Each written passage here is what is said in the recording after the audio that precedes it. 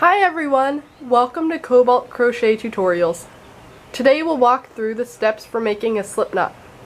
The slip knot is used to start basically every knit or crochet project, so it's important to know how to make.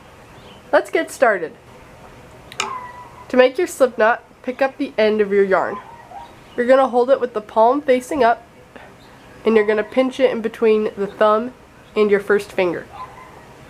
Using your right hand, wrap the yarn around the back of your left hand, still holding the end with your left hand.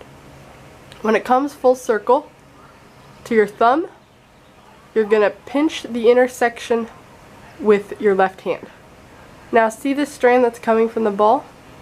You're going to put your right fingers through this loop and grab that strand and pull it through the circle.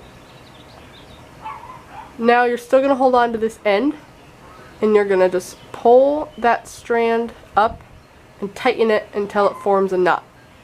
Now you've made your slip knot. So to start your project, you're going to take your hook or knitting needle, slide it through this loop, and using the ends, just tighten the loop by pulling it. You want to make sure you aren't going to pull it too tight, otherwise it'll be difficult once you start your project. Now that you've made your slip knot and it is on your hook, you are ready to start. Thanks for watching this video. Feel free to like or subscribe. Have a great day!